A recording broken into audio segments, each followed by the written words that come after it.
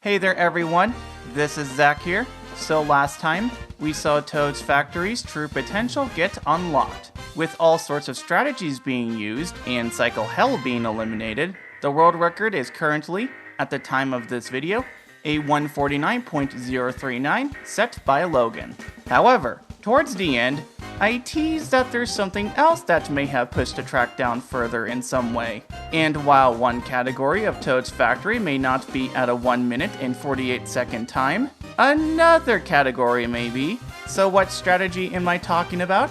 Well, let's find out. On August 23rd, 2023, Logan set the current world record on Toad's Factory. Out of all of the world records set in this game, this one is one of the hardest to beat. The past several people who have set world records on this track have also set, at the very least, many on other tracks as well. So just being able to set a run here of that caliber requires some insane skill at the game. It's not a surprise that it's still stuck at a 149, since it's just a hard track to play with how optimized it is. However, a few years back, something else was found, and it changed the track forever. Back on December 20th, 2019, Logan set this run on Toad's Factory that I'm gonna talk about. To begin, he returns to the good old days of stomper dodging. Well, that's back unfortunately. Haven't we had enough trauma with these things? Afterwards, he uses a mushroom on the second turn of the track. We did see that in Logan's 149.039, that he used a mushroom here on lap 2. And that's because if you get a chain on the straight afterwards, it's faster to use a mushroom on a turn instead. Simply put, this is because you're going over 30 kilometers per hour faster here as opposed to going only around 25 faster on a straight. Note that the mushroom boost does send you wider, but the speed difference makes up for it enough to where this is better to do. If you fail the chain wheelie, however, then it's either gonna be the same or slower than using a mushroom on the straight, depending on when the wheelie dropped. However, that's not why Logan used his mushroom here. The reason he's using one mushroom early is to be on time for this. Yep, you can clip a crate box and go flying. Well-programmed game here. Well, I guess I shouldn't be that surprised because this game is made out of glass bones and paper skin after all. Like, you can just bounce backwards for some reason, and this? What? So, how does this shortcut work? In Mario Kart Wii, it's possible to hit objects without losing speed. For example, you can touch walls in this way. In addition, you can clip off of objects and get increased height, such as this tree on Mario Circuit. To get this shortcut to work, you have to do a few things. For starters, you need to be in the air. In addition, you need to wheelie. By adding a wheelie, the bike lifts upward, so when you touch the crate, it'll send you more upward as well. If you don't wheelie, start it too late, or cancel it, then when you clip a crate, you won't get enough height to make it. In addition, Logan slows down. This is because, as far as we know, to get this shortcut to work, it requires you to slow down. Plus, it makes it easier to align for as well, since you can more easily see when you're supposed to hit the crate. And lastly, you need to clip around the top corner as the box is falling. If you don't, you won't get any extra height. That's because touching the corner also lets you get extra height along with the wheelie. Now, because this is Mario Kart Wii, stuff doesn't like to be solid sometimes, so Logan is able to just phase through the roof. Though, to be fair to Nintendo, it makes sense they didn't bother making this solid. They wouldn't expect players to ever touch this roof, so they saved up on resources and just didn't bother making it solid. Well, they were wrong, and we thank you for this. In addition, I also specify the roof in particular, and that's because Nintendo did code this wall to be solid, as you can reach it normally. After he phases through the roof, there's nothing like an invisible wall that can stop Logan either. Again, there was no point in Nintendo programming something like this. They had this guardrail to protect players, so yeah, you can just do all of this because of sheer coincidence, really. In the words of the infamous Justin, Mario Kart physics for the win, baby! Mario Kart physics for the win. From there, Logan uses a mushroom right away to get out of the red portion more quickly. Now the rest of his run isn't that good, such as missing chains, getting bad shroomless cuts, higher low tricks, taking turns wider. But when someone sets a new world record with a massive time-saving strategy, especially one that's difficult, this is pretty normal. The main focus of Logan here was just to make this dang thing. It saves so much time that he can flub up quite a bit as long as he doesn't make another major mistake, like hitting a wall or falling off. Plus, nerves were a big factor, such as trying to dodge the Stomper's lap 2, even though he clearly could have gone underneath them. So yeah, despite these errors, we're just glad that Logan got the first ever 148 on Toad's Factory in this cool fashion. As a result of this shortcut getting found, a new category was spawned. Shortcuts like this one, which require you to clip off an object, usually get classified as something else. For example, SNES Ghost Valley 2 has 2 world record categories due to the pole clip, and Mario Circuit has 2 because of this tree. Plus, this shortcut saves a lot of time and drastically affects the track going forward, so it makes more sense to have another category anyway. Later that day, we have that another Mario Kart Wii legend, Justin, not to be confused with this one, improved this new shortcut world record to a 148.392. Now, unlike Logan, Justin waits to use his last mushroom since you can get out of the red section pretty quickly anyway, saving it for the first turn of lap 2 instead. This makes it so he's guaranteed to beat the Stompers ahead. From there, it's just a matter of keeping the pace up enough to beat Logan. Though just like Logan's run, he does make several mistakes, such as having to re-hop here because he didn't know what the crate cycles would be, missing the wheelie here lap 3, and other things. But again, this is pretty normal. The goal at first is to make the shortcut and finish a run faster than before. Stuff like driving can be optimized later once the track requires it. And then later on again that day, Justin improves his world record, getting the first ever 147 on Toad's Factory with an 8.75. What led to such a big time improvement was due to his cut landing. Before, Justin was landing pretty far forward, however, he gets low enough air to where he can just phase through this railing. Mario Kart physics for the win! As weird as this looks, what phasing through the rail does is get him on the ground sooner. And that's because phasing through this rail on the other side pushes you down as soon as you go through it. Anyway, because he landed a lot less further ahead, he could get off the red conveyor belt faster as well. And because he's quick enough now, Justin doesn't need to burn a mushroom at the start of lap 2. Instead, waiting to use it on the crate area lap 3. He makes no major mistakes afterwards, so he's able to get a huge world record improvement. The next day, on December 21st, 2019, Luke introduces himself to this crate clip category, getting a 6.64. Now, he didn't land as soon as Justin did, but since Justin went pretty wide switching belts, Luke was just barely behind him afterwards. And then just drives better than Justin. So far, from the introduction of the shortcut category with Logan's 148.658, Toad's Factory has improved by nearly a second, and over a second and a half from the no crate clip category. And then a few hours later, Logan was able to get this improvement down to over a second with a 5.94. Now this record was the first time Logan was able to land after the shortcut and avoid the red conveyor belt altogether. This gave him a massive lead by this point, and he was able to finish lap 1 over 0.6 ahead. But afterwards, 4 very unfortunate things happen. He's badly aligned for the crate section lap 2, so to fix this, he burns his last mushroom to fix that horrible alignment. But because he did that, he ends up being too fast for the Stompers lap 3, and sadly has to resort to doing this. Can these Stompers just give us a break, man? After that, he messes up the crate alignment lap 3, which because this was his first time getting here, he wasn't aware of what the cycle would be like. All of this causes his massive lead to disintegrate. And to top it all off, he gets a bad shroomless on lap 3 as well. So he just barely improves off of Luke's run. 2 days later, Logan improved his time to a 3.59. He once again got a good landing from the shortcut, and then avoided the same fate in the crate section lap 2 by aiming far to the right on the straight. He then saved his last mushroom for the straight lap 3. Really, the worst thing in terms of driving is he got both a high shroomless and a high low trick at the end of lap 2. Plus, some other things could have been better, which is why he didn't save as much as he should have. Then, on Christmas Day, we have another Mario Kart Wii legend, Breaksin, get to 162.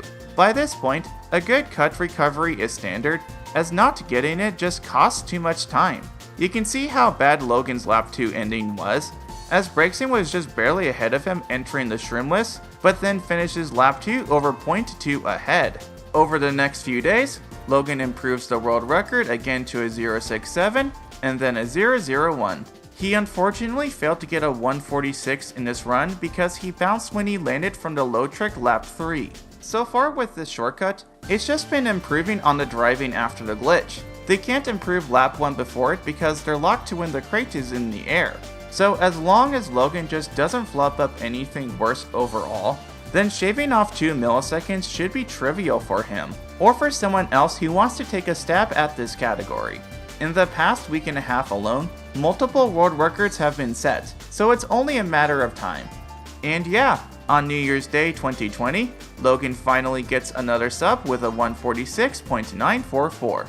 He fell behind his previous record by getting a bad bounce at the end of lap 1, but he managed to avoid it lap 3 this time to get the track down the next second barrier.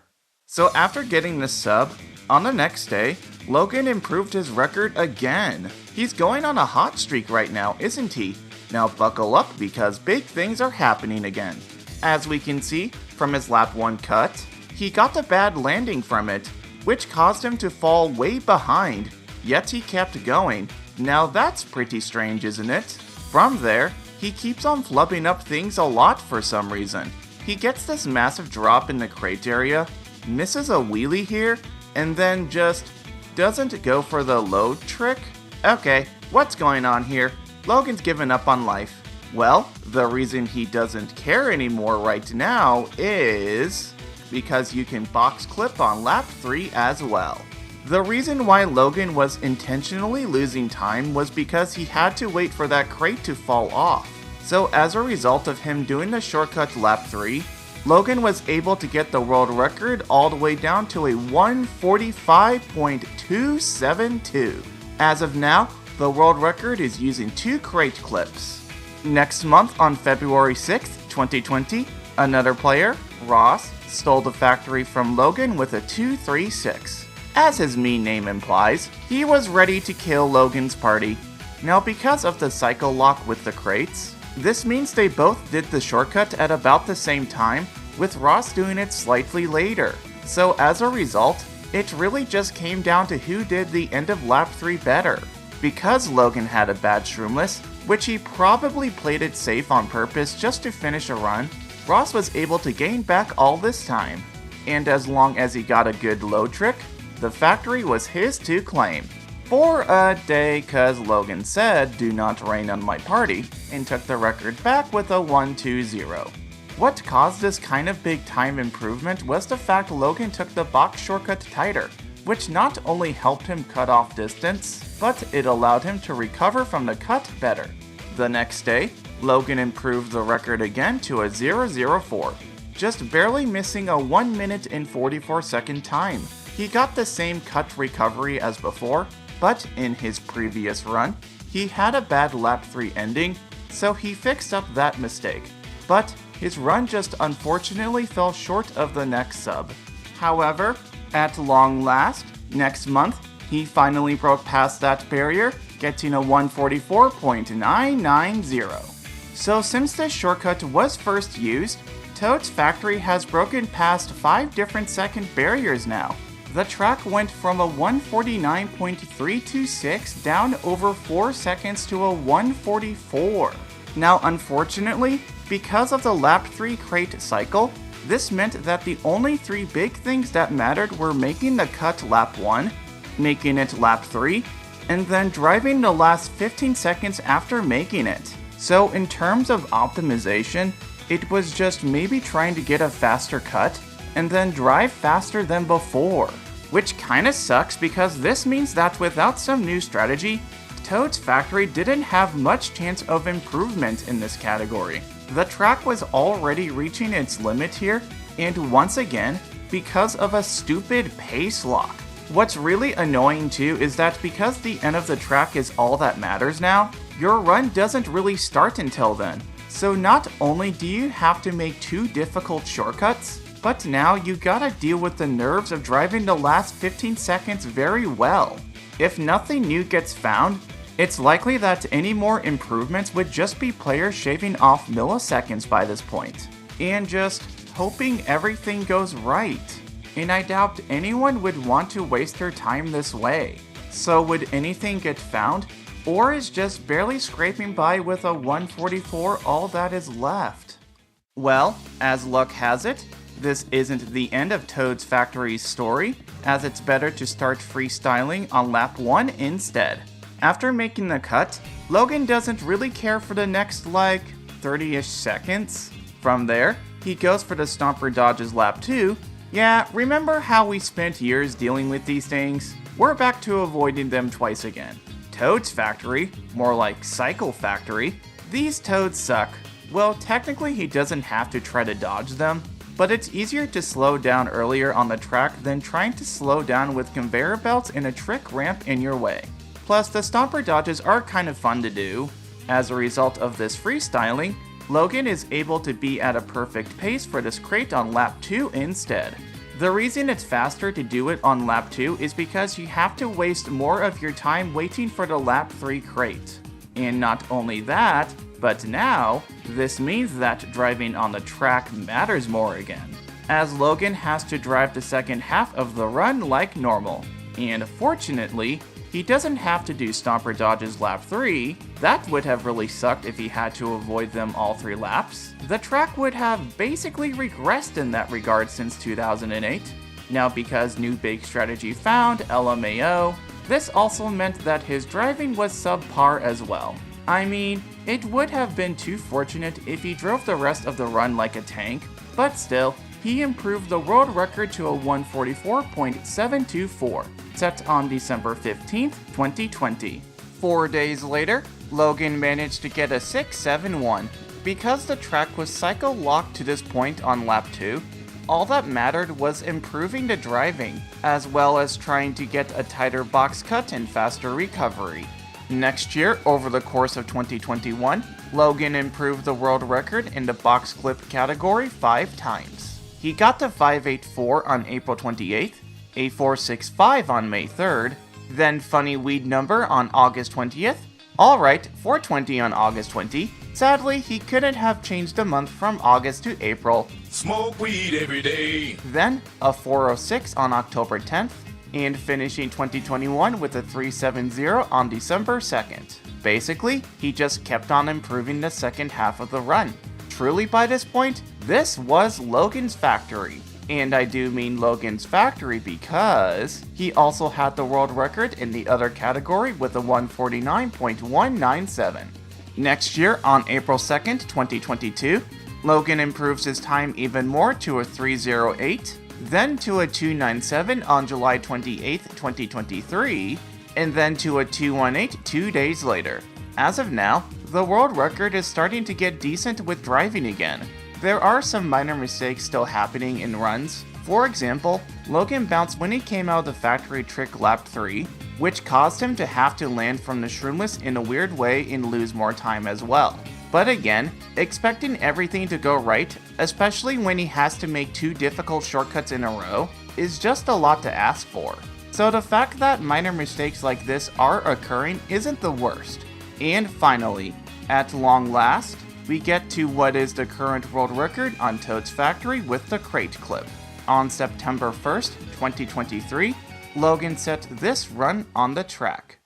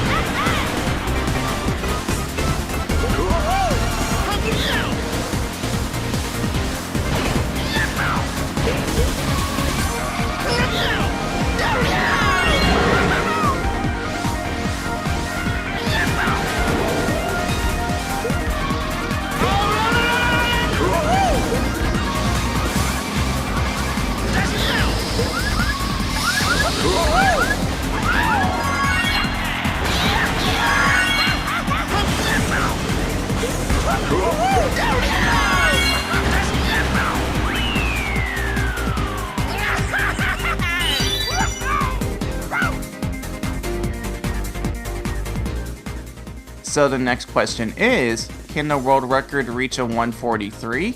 Well, theoretically yes. I mean, if Logan drove the second half of the run as if his life depended on it, then yes, he could break past another second barrier. So, take every turn as tight as possible, get perfect low tricks, both chains, perfect shroomlesses, easy stuff to do. Right, Logan? I will say his whole shroomless wasn't that great lap 3, as he bounced both before and after landing from the pond cut. So yes, while a 143 can be done, that's a lot to ask for. So after making this difficult shortcut twice in a row, you have to drive the second half of the run nearly flawlessly, which, side note, getting one attempt at this takes hours and possibly even days. So will that ever happen? I mean, never say never, but the prospect doesn't look the best right now. It definitely could happen, but it would take someone who's insane enough to even try this, or just another strategy. And boy, does Toad's Factory just love throwing those things out all the time. Don't you, little buddy? Well, that's it. I have covered every world record on Toad's Factory. Every single one that I could find a run of. What am I doing with my life? Actually, I forgot to mention Chaos's 151.072, so here you go. Now it's all of them. Shoutouts to Chaos, by the way. I do plan on continuing videos on other topics like tutorials and game explanations, so if you want to watch those, be sure to subscribe to this channel and give this video a like and comment below if you want another world record series like this. If you want to follow my social media, links will be in the description. Thank you so much for watching this video series, everyone, and have a lovely day.